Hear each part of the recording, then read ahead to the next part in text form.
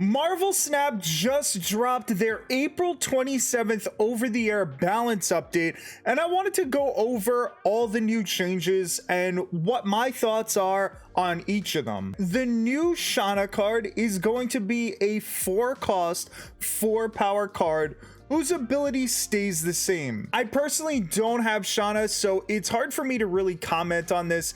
I know that she was a real weak card. I know that I never saw her in the game ever. It would be very rare for somebody to actually be trying out Shauna and actually using her, but I do like the idea that she has a little bit more power. Even if Killmonger does come out and destroys all the 1-drops, she's still gonna be relevant enough to put power on the board.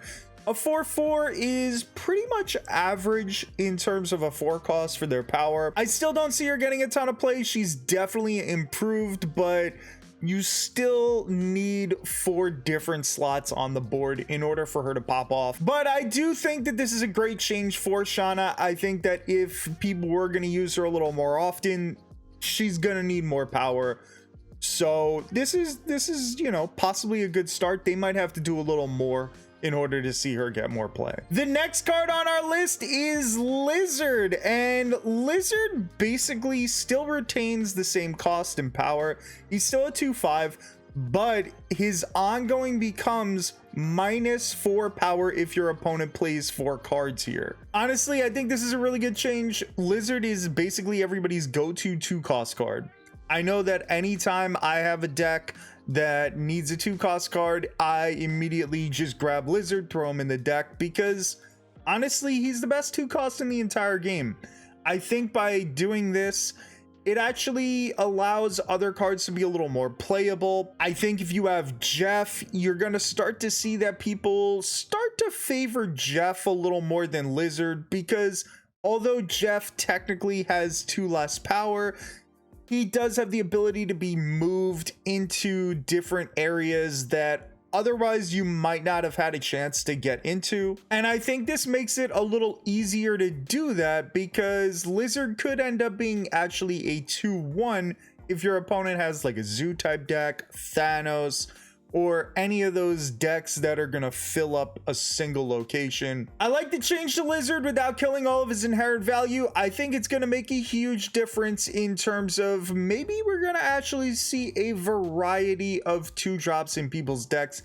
It won't just be I need a 2-drop, I'm gonna put Lizard in. It really just kind of depends on the meta, and it doesn't destroy the card in actuality. And the next change is a much needed change to the game. We got Sandman going from a 5-cost 5-power card to a 5-cost 3-power card. I think this is a fantastic change. I think it's something that we definitely needed to see. Sandman needed to get his power knocked off a little bit. If I'm being honest, I kind of think that Sandman should probably get a little bit more of a nerf, but this is a really, really good start. We definitely needed Sandman to lose something, at least some sort of power.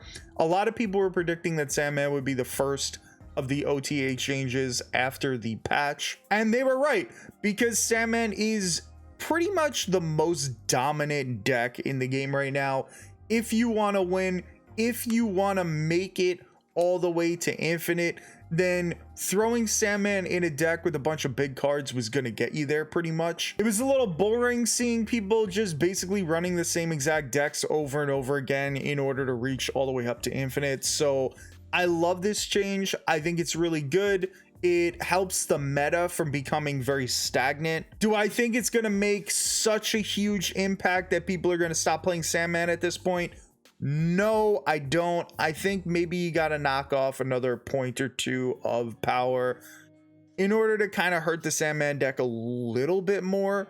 But all in all, this is a great change. This is something that we definitely needed to see. It's a step in the right direction to kind of just making sure that Sandman doesn't just dominate everything. And the final OTA change is Enchantress. All the way at the bottom, Enchantress went from a 4/4 all the way up to a 4-6. I think this is an absolutely awesome change to Enchantress.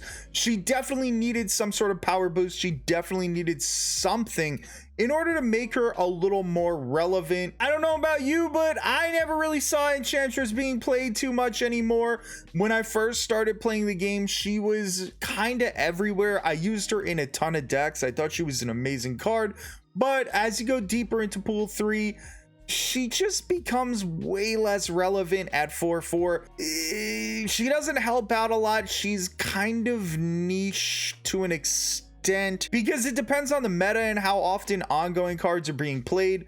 Now, we do see a ton of ongoing cards, but if those people are not playing the ongoing cards until a little later, then by the time you're playing Enchantress, you're losing out on a bunch of power, and it kind of just feels bad playing her. There's typically better 4-drops that you can put in there that are going to do more work. Cards like Shang-Chi and even just Rock Slide being a 4-cost card that you go ahead and you play, and he dumps 2 rocks into your opponent's decks. Even if you don't have Darkhawk in your deck, Rock Slide is just solid power that kind of wrecks your opponent's deck, and potentially they have to draw rocks on the next 2 turns if they get unlucky enough, and that does more work than Enchantress most of the time. Or maybe you'd rather just use White Queen that allows you to scout your opponent's best card and gives you 6 power, which is just solid. 6 power on turn 4